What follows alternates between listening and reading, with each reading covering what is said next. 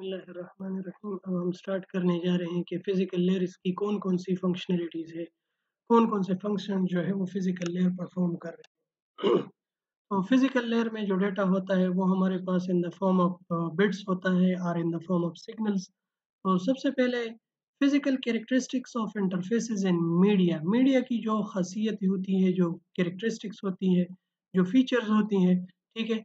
ये इन इन खासियतों को, इन फीचर्स को पहचानना, this is actually the study of the physical layer. के फिजिकल लेयर में हम जो हमारे पास मीडिया होता है, हमारे पास गाइडेड मीडिया होता है, अनगाइडेड मीडिया होता है। गाइडेड मीडिया में हमारे पास केबल्स यूज़ होते हैं, जिस तरह के ट्विस्टेड पेयर केबल हो गया, फाइबर ऑप्टिक केबल हो गया, कोएक्सियल केबल हो गया।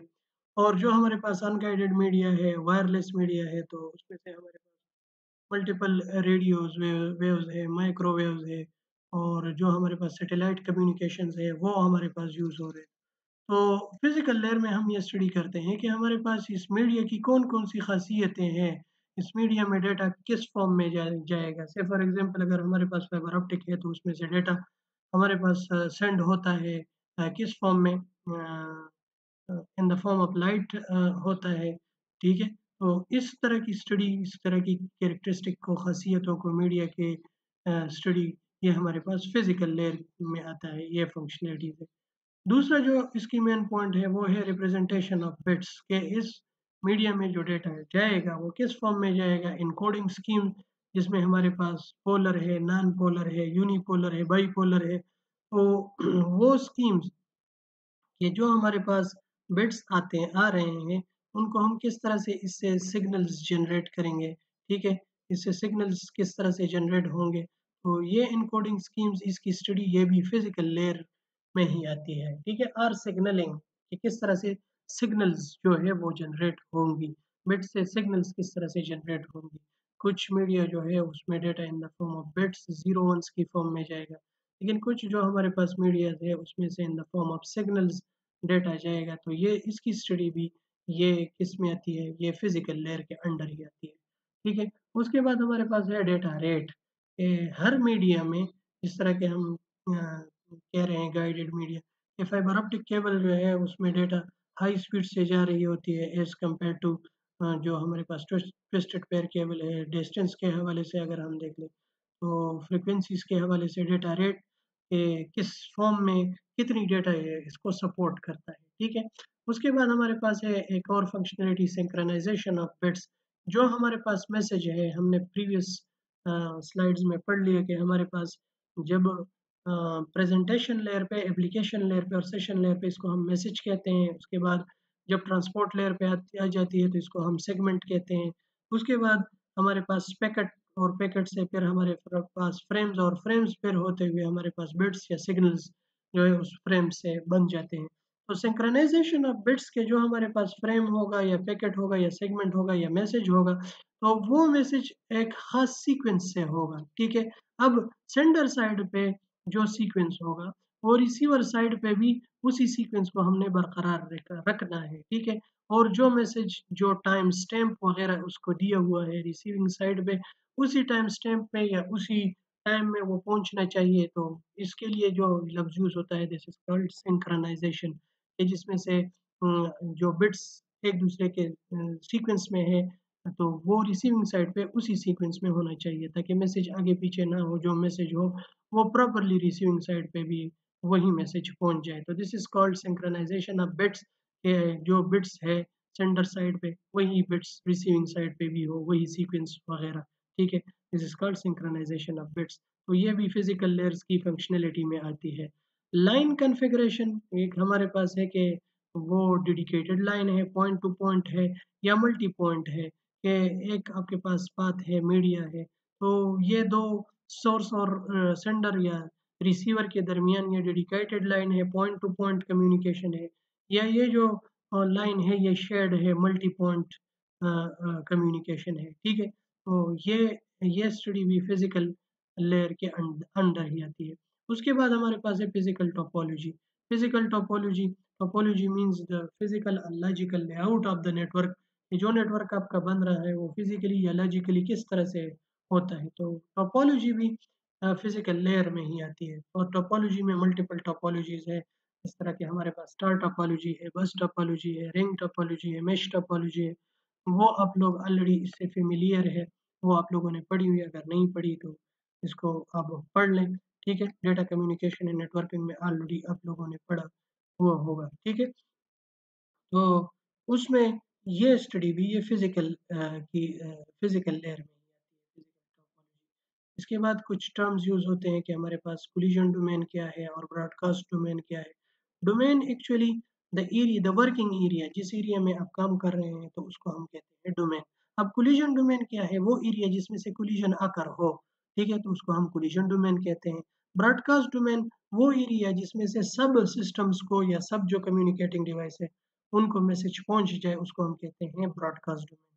तो लेट से फॉर एग्जांपल अगर हम स्टार टोपोलॉजी की बात कर ले, तो अगर हम जो मेन कम्युनिकेटिंग डिवाइस या जो सेंट्रल डिवाइस यूज होता है वो या तो हब होगा या स्विच होगा। तो अगर हब हो तो हब की ये कैरेक्टरिस्टिक्स है कि जो डेटा इसको रिसीव होता है वो जितने भी इसके साथ कनेक्टेड डिवाइसेस है उन सारे डिवाइसेस को डेटा सेंड कर रहा होता है। तो उसमें जो कोलिजन डोमेन है, कोलिजन का जो एरिया है वो एक ही होता है। तो हब का कोलिजन डोमेन भी एक है और ब्रॉडकास्ट डोमेन भी एक है। लेकिन जो हमारे पास स्विच अगर यूज हुआ हो तो switch as compare to hub वो इंटेलिजेंट है, क्योंकि वो मैक जो टेबल है, मैक टेबल आप रिक्वेस्ट एंड अर्प रिस्पॉन्स से जो टेबल बनता है वो हमारे पास होता है। उसको हम मैक टेबल कहते हैं, फिजिकल एड्रेसेस, क्योंकि ये लॉजिकल एड्रेस या आईपी एड्रेस को अंडरस्टैंड नहीं करता। ठीक है, तो स्विच हमारे पास as compare to hub intelligent device है, जो जिस पोर्ट के लिए या जिस रिसीवर के लिए वो डेटा हो, सिर्फ उसी रिसीवर को ये डेटा सेंड कर देता है उसी पोर्ट पे।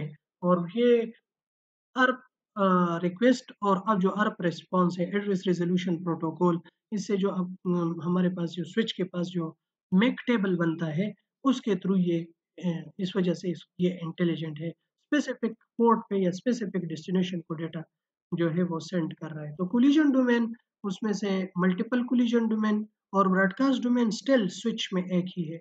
अगर हम राउटर की बात कर ले तो राउटर जो है वो उसमें कोलिजन डोमेन भी डिफरेंट होते हैं, क्योंकि राउटर जो है वो मल्टीपल नेटवर्क्स के दरमियान कम्युनिकेशन के लिए यूज होता है। तो राउटर में कोलिजन डोमेन भी मल्टीपल्स होते हैं और ब्रॉडकास्ट डोमेन भी मल्टीपल होते हैं, क्योंकि राउटर जो है वो ब्रॉडकास्ट को फॉरवर्ड नहीं करता। ठीक है, तो इस वजह से राउटर का कोलिजन डोमेन और जो ब्रॉडकास्ट डोमेन है वो सेपरेट होते हैं। आगे इस कोर्स में हम आगे जाके ये स्विच भी पढ़ेंगे और ये राउटर की कॉन्फ़िगरेशंस वगैरह भी पढ़ेंगे। स्विच में हम वीलैन वगैरह इसको कॉन्फ़िगर भी करना है। राउटर में हम राउटिंग प्रोटोकॉल्स वगैरह जितने भी राउटिंग प्रोटोकॉल्स हैं, उसको हम इम्प्लीमेंट भी करेंगे, ठीक है? और उसमें से जो एसीएल है, एक्सेस कंट्रोल लिस्ट, ठीक है? तो ये हम पढ़ेंगे, लेकिन सबसे पहले अगर हमें राउटिंग प्रोटोकॉल्स की इम्प्लीमेंटेशन, कॉन्फ़िगरेशन वगैरह समझ आ जाए तो फिर आगे जाके हम पढ़ेंगे, ठीक है? तो फिज़िकल टोपोलॉजी भी ये फिजिकल लेयर के अंडर ही आती है। ये दो टर्मिनोलॉजीज हमने सीख ली कि कोलिजन डोमेन क्या है और ब्रॉडकास्ट डोमेन क्या है। उसके बाद ट्रांसमिशन मोड्स, कि कौन सा ट्रांसमिशन जो मीडिया है वो कौन सा ट्रांसमिशन मोड्स को, सिंप्लेक्स है, हाफ डुप्लेक्स है, फुल डुप्लेक्स है, उसको जो है अलाउ करता है या उसकी कैपेबिलिटी इसमें है। तो सिंप्लेक्स मोड में एक सेंडर हमेशा सेंडर होता है, रिसीवर हमेशा रिसीवर होता है, जबकि हाफ डुप्लेक्स मोड में सेंडर एक टाइम पे सेंडर भी हो सकता है, दूसरे टाइम पे रिसीवर भी हो सकता है, ठीक है? लेकिन ये दोनों एक साथ नहीं हो सकते। जबकि फुल डुप्लेक्स मोड में हमारे पास एक जो कम्युनिकेटिंग डिवाइस है वो डेटा हम सेंड भी कर सकता है एंड रिसीविंग भी कर सकता है। होप आप लोगों ने ये भी पढ़ा हुआ होगा। तो ये जितने भी हमने कैरेक्टरिस्टिक्स पढ़ लिए, फंक्शनैलिटीज़ पढ़ ली, ये सारी की सारी इनकी स्टडी वगैरह ये फिज़िकल लेयर में आता है, ठीक है? ये फिज़िकल लेयर अगर हम इसमें से किसी एक को फ़ोकस करना चाहते हैं, से फॉर एग्ज़ाम्पल एन्कोडिंग स्कीम, कि हम बिट्स को किस तरह से एनकोड करेंगे, उससे सिग्नल्स जनरेट करेंगे, ठीक है? ठीक है? तो ये आप एक्चुअली फिज़िकल लेयर्स को फ़ोकस कर रहे हैं, ठीक है? तो ये कुछ फंक्शनैलिटीज़ थी फिज़िकल लेयर के हवाले से कि फिज़िकल लेयर्स क्या कौन-कौन सी फंक्शनैलिटीज़ परफ़ॉर्म करती हैं, ठीक है? हब जो है एक बात और, ये जो हमने हब वगैरह पढ़ लिए, स्विच पढ़ लिए और जो राउटर वगैरह का थोड़ा बहुत आइडिया हमने दे दिया, तो हब जो है, हब एक्चुअली फिजिकल लेयर का डिवाइस है, मतलब लेयर 1 की डिवाइस है। जो स्विच है वो लेयर 2 पे काम करते हैं, कुछ स्विचेस लेयर 3 पे भी काम करते हैं, ठीक है। और जो राउटर है वो लेयर 3 डिवाइस है, नेटवर्क लेयर की जो है वो डिवाइस, ठीक है। तो अब हम अ, अगले स्लाइड पे जाते हैं कि हमारे पास डेटा लिंक लेयर्स की कौन-कौन सी फंक्शनैलिटी है। Data link layer is responsible for node to node delivery. Say for example ये हमारे पास सेंडर है, दरमियान में से मल्टीपल नोड्स है, ठीक है। और एट द एंड हमारे पास रिसीवर है, ठीक है। दरमियान में कुछ हमारे पास नोड्स है, सेंडर डेटा इस नोड को सेंड करेगा, फिर ये इस नोड को सेंड करेगा, एट द एंड जो हमारा रिसीवर है उसको डेटा जो है वो पहुंच जाएगा, ठीक है। तो डेटा लिंक लेयर की रिस्पॉन्सिबिलिटी सोर्स से लेकर, एक नोड से लेकर दूसरे नोड तक, ये हमारे पास से फॉर एग्जांपल सोर्स नोड है, तो सोर्स नोड से इस नोड तक ये डेटा लिंक लेयर की रिस्पॉन्सिबिलिटी है। फिर इस 1 से लेकर 2 नोड तक अगेन इसकी रिस्पॉन्सिबिलिटीज है। फिर 2 से लेकर 3 तक means node to node delivery के इस से लेकर 1 तक जो मैसेज या जो फ्रेम्स आपने सेंड किया हुआ है वो एज इट इज, उसमें से एरर भी ना हो, flow control, error control and access control, ठीक है। वो क्या हो, वो इस डेटा लिंक लेयर की रिस्पॉन्सिबिलिटी है। तो data link layer is responsible from for node to node delivery. और मैंने ऑलरेडी बात की कि जो डेटा लिंक लेयर पे हमारे पास मैसेज होता है या जो डेटा होता है उसको हम कहते हैं फ्रेम्स। तो ये हमारे पास फ्रेम्स बनते हैं, फ्रेम्स, इस लेयर पे जो मैसेज है इसको हम कहते हैं फ्रेम्स, ठीक है। तो फ्रेमिंग हमारे पास क्या है कि इस नोड पे या इस लेयर पे जो फ्रेम्स है वो किस तरह बनते हैं, तो उसके साथ जो आपके मैसेजेस हैं, ठीक है, उसके साथ कुछ हेडर्स वगैरह ऐड हो जाते हैं, ठीक है। हेडर्स वगैरह और या ट्रेल वगैरह वो ऐड हो जाते हैं, जैसा कि एरर कंट्रोल के लिए है। तो जो आपका एक्चुअल मैसेज है उसके साथ कुछ लेफ्ट साइड पे और कुछ राइट साइड पे हेड एंड टेल्स कुछ एड्स होते हैं, एक्स्ट्रा जो बिट्स है, ठीक है। जो आपके बिट्स है उस पे कुछ एक्स्ट्रा बिट्स एड्स होते हैं, तो इसको हम कहते हैं फ्रेमिंग। हेड एंड टेल्स वगैरह ऐड होते हैं तो इसको हम कहते हैं फ्रेम्स, ठीक है। और तो सेंडर साइड पे इससे फ्रेम बनते हैं, अगेन रिसीविंग साइड पे इससे डी फ्रेमिंग होती है, मतलब जो रिसीवर्स है सेंडर साइड पे जो डेटा लिंक लेयर जो डेटा इसके साथ ऐड करेगा रिसीविंग साइड पे, वो डेटा लिंक लेयर जो है इसको रिमूव करके अपनी जो इंफॉर्मेशन है उसको चेक करेगा कि मेरे पास मैसेज जो है वो सही पहुंच गया है, उसमें से एरर ना है, नहीं है, उसकी जो फ्लो है उसको उसको कंट्रोल करने के लिए ये कुछ हेडर और जो ट्रेल है वो ऐड होते हैं। तो जब ऐड होते हैं तो इसको हम कहते हैं फ्रेमिंग। और जब वो हेडर अगेन रिसीविंग साइड पे उससे डिस्कनेक्ट होते हैं या उसको रीड करने के लिए वो हो जाते हैं, इससे आइसोलेट हो जाते हैं, तो इसको हम कहते हैं डी फ्रेमिंग। तो फ्रेमिंग एंड डी फ्रेमिंग का जो हमारे पास फंक्शनलिटी है ये एक्चुअली परफॉर्म करता है कौन, ये डेटा लिंक लेयर पे परफॉर्म होता है। इसके बाद हमारे पास है फिजिकल एड्रेसिंग, एक हमारे पास है लॉजिकल एड्रेसेस, एक हमारे पास है फिजिकल एड्रेस। तो फिजिकल एड्रेस इसको हम मैक एड्रेस भी कह सकते हैं, मीडिया एक्सेस कंट्रोल, ठीक है। मैक एड्रेस भी इसको हम कहते हैं, इसको हम फिजिकल एड्रेस भी कहते हैं, और इसको हम बर्न इन एड्रेस भी कहते हैं, burn in address. At the time of manufacturing हर जो कम्युनिकेटिंग डिवाइस है उसको एक एड्रेस असाइन हो जाता है जिसको हम फिजिकल एड्रेस कहते हैं, ठीक है। तो फिजिकल एड्रेसिंग मतलब सोर्स क्या है और डेस्टिनेशन क्या है। ये जो हमारे पास एस है ये हमारे पास सोर्स हो गया, और ये नोड 1 जो है ये इसकी डेस्टिनेशन है। तो नोड टू नोड डिलीवरी इस एस से लेकर 1 तक इस लेयर की रिस्पॉन्सिबिलिटी है कि मैसेज जो है या डेटा जो है वो सही सलामत पहुंच जाए, ठीक है। तो ये हमारे पास है फिजिकल एड्रेसिंग। ये फिजिकल एड्रेस जो होता है ये 48 बिट एड्रेस होता है, और इसमें से 24 बिट जो है ये कंपनी को ऑलरेडी असाइन हुआ हो चुका होता है। बाकी जो 24 बिट है वो कंपनी वाले असाइन करते हैं। जिस तरह हमारे पास है एलएनआर वगैरह है तो हम नंबर से चेक कर सकते हैं कि ये कौन सा नंबर है। से फॉर एग्जांपल अगर हमारे पास है 03410 मोबाइल नंबर की मैं बात कर रहा हूँ, ठीक है? तो 0341 342 345 344 इस तरह के जो नंबर हैं हम इससे डायरेक्टली इन 4 नंबर से हम जो है ये पता लगा सकते हैं कि ये किस कंपनी का नंबर है। इसी तरह जो 48 बिट्स है तो हम 24 बिट्स से अंदाज़ा लगा सकते हैं ये 24 बिट्स जो है कंपनी वालों को दिया जाता है और ये कंपनी वाले खुद असाइन करते हैं। जैसे फॉर एग्जांपल 341 और जो भी मोबाइल नंबर हो एक्स, ठीक है? तो अगर ये यूफ़ोन में हो से फॉर एग्जांपल 0 डबल 3 या ट्रिपल 3 आप कह दें 0 ट्रिपल 3 और जो यही नंबर एक्स जो भी नंबर है, ठीक है? सेम नंबर है लेकिन सिर्फ़ कंपनी का जो नंबर है वो डिफरेंट है। तो इससे हम पता लगा सकते हैं कि ये फ़ोन का है, ये टेलीनॉर का है, ठीक है? इसी तरह ये 24 बिट ये कंपनी वालों को दी जाती है। बाकी ये 24 बिट्स जो है, ये कंपनी वाले खुद असाइन करते हैं, ठीक है? ये फिज़िकल एड्रेस ये इससे जो है तो इससे हमारे पास है Arp address resolution protocol. Address resolution protocol क्या करता है कि ये फिज़िकल एड्रेस ये हमारे पास मैक टेबल जनरेट करता है। अर्प प्रोटोकॉल जो है ये मैक एड्रेस जनरेट करता है। मैक जो टेबल है वो एड्रेस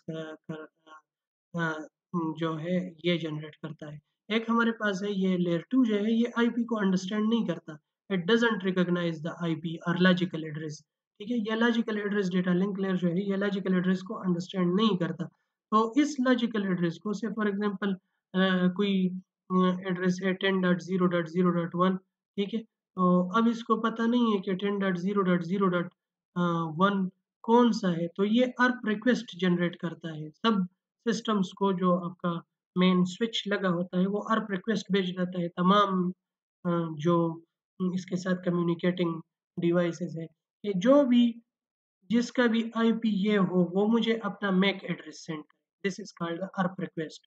तो जो मैक एड्रेसेस उनको आ जाते हैं, से फॉर एग्ज़ाम्पल वो आईपी को भी चेक करता है और उसके अगेंस्ट जो भी मैक एड्रेस है, से फॉर एग्ज़ाम्पल मैक एड्रेस है एबी डॉट ठीक है? ये 48 बिट्स जो जो बन जाते हैं AB.10 up to so on 48 bit ये बन जाते हैं, ठीक है? इसी तरह और भी अपना आईपी एड्रेस और मैक एड्रेस जो है वो भेज देते हैं। तो ये आईपी को अंडरस्टैंड नहीं करता, ये तो एक्चुअली अंडरस्टैंड करता है मैक एड्रेसेस को। तो जो रिक्वेस्ट ये भेज देता है इसको हम कहते हैं अर्प रिक्वेस्ट, जो स्विच भेजता है उसको हम कहते हैं Arp request address resolution protocol क्योंकि ये अब आईपी को रिज़ॉल्व करता है। इसको सॉल्व करता है कि आईपी को ये अंडरस्टैंड नहीं करता कि ये है क्या? ये जो भी इसका ये आईपी एड्रेस हो, वो मुझे अपना मैक एड्रेस सेंड करे। तो इसको हम कहते हैं अर्प रिक्वेस्ट और जो इसको रिस्पॉन्स आता है, ठीक है? जो इसको रिस्पॉन्स आता है कि मेरा आईपी ये है और मेरा मैक एड्रेस ये है, तो इसको हम कहते हैं अर्प रिस्पॉन्स। तो इस अर्प रिक्वेस्ट और रिस्पॉन्स से जो टेबल जनरेट होता है, उसको हम मैक टेबल कहते हैं, ठीक है? तो अब इसके पास मैक एड्रेस आ गया कि ये जो आईपी जिसका ये था, ये तो अंडरस्टैंड नहीं करता। से फॉर एग्ज़ाम्पल इसको मैं कह देता हूँ एक्स, तो जो एक्स है उसका मैक एड्रेस ये है, इस पे आपने डेटा क्या करना है, सेंड करना है और उसी स्पेसिफिक पोर्ट पे ये जो है ये डेटा सेंड करेगा। तो जो अर्प प्रोटोकॉल है ये लेयर 2 प्रोटोकॉल है और इसके बाद हमारे पास है LLC link layer control use होता है एलएलसी आइडेंटिफाई लेयर 3 प्रोटोकॉल। ये लेयर 3 प्रोटोकॉल्स को जो है उसको आइडेंटिफाई करता है कि लेयर 3 में लेयर 3 का कौन-सा प्रोटोकॉल जो है वो यूज़ हुआ है, ठीक है? तो ये एलएलसी प्रोटोकॉल इसलिए है। तो अर्प और एलएलसी ये अ, डेटा लिंक लेयर्स के प्रोटोकॉल्स है। ठीक है? तो ये इसमें हमने मेन जो बात की कि ये मैक टेबल या मैक एड्रेसेस को अंडरस्टैंड करता है, ये लॉजिकल एड्रेसेस को अंडरस्टैंड नहीं करता। ये याद कर रखिए, ठीक है? डेटा लिंक लेयर जो हमारे पास है। उसके बाद हमारे पास है फ्लो कंट्रोल।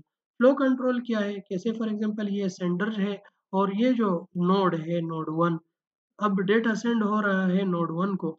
से फॉर एग्ज़ाम्पल इसकी प्रोसेसिंग या इसकी स्पीड जो है वो ज़्यादा है और इसकी स्पीड जो 1 है इसकी स्पीड क्या कम है मीन्स इसकी जो स्पीड है वो कम है। तो ये डेटा सेंड करता है करेगा, करेगा, करेगा यहाँ तक कि इसकी जो बफर है वो फुल हो जाएगा। तो ये क्या एक मैसेज शो करेगा कि अब मैं इसको इन इन मैसेजेस को प्रोसेस कर रहा हूँ, काइंडली आप फर्दर जो मैसेजेस हैं वो ना भेजें। तो इसको हम कहते हैं फ्लो कंट्रोल, ठीक है? तो फ्लो कंट्रोल के मैसेजेस हो गए या एरर कंट्रोल, से फॉर एग्जांपल ये मैसेज जो है ये दरमियान में किसी वजह से करप्ट हो गया या उसमें से कोई एरर वगैरह आ गया, तो ये एरर कंट्रोल कुछ एक्स्ट्रा बिट्स जो है जिस तरह के चेकसम्स हो गए, पैरिटी बिट्स हो गए, ये कुछ एक्स्ट्रा बिट इसके साथ ऐड होते हैं जो हमारे पास बिट्स है या मैसेज है, उसके साथ ऐड होते हैं किस लिए?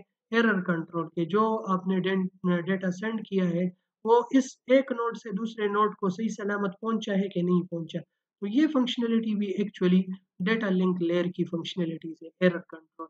और एक्सेस कंट्रोल क्या है कि आपके पास जो एक मीडिया है, तो मीडिया को अब कौन जो है इसको जो है एक्सेस कर सकेगा, ठीक है?